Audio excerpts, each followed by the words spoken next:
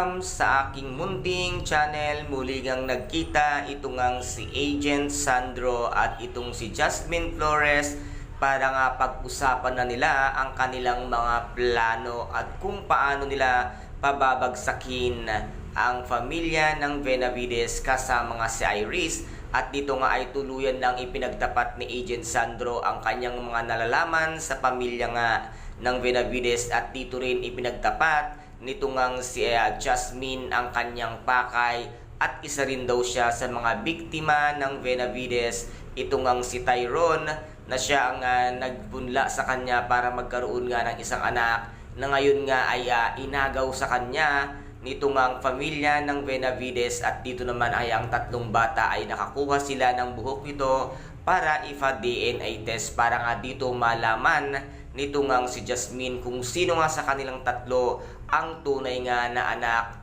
nitong si Jasmine. At dito naman ay halos hindi na nga din alam nito ngang si Iris kung paano nga hahanapin ito ngang si Jasmine Flores na hanggang sa ngayon ay pilit pa rin siyang ginugulo at hindi niya rin alam ang tunay na pangyayari. At dito ngayon ay lalong ang huhubugin at papracticein ng gusto nito ngang si Agent Sandro itong si Jasmine. At dito nga ay nagkita sila sa isa sa mga restaurant at dito nga ay binigyan niya ito ng juice. At dito nga ay nasabi naman nitong si Agent Sandro na baka ito raw ay merong inilagay na pangpatulog ito nga si Jasmine Flores. At natawa lang dito si Jasmine Flores at sinabi nga niyang hindi ko yan gagawin dahil tayong dalawa ngayon ay magkakampi na, kailangan natin ang bawat isa. At dito naman ay nakatingin na naman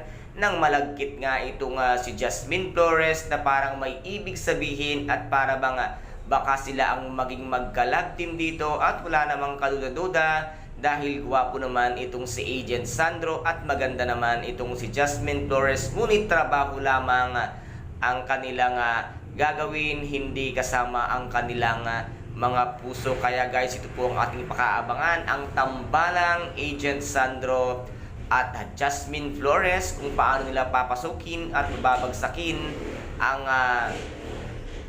buhay nga or ang pamilya ng Benavides. Kaya guys, maraming salamat po sa inyong suporta.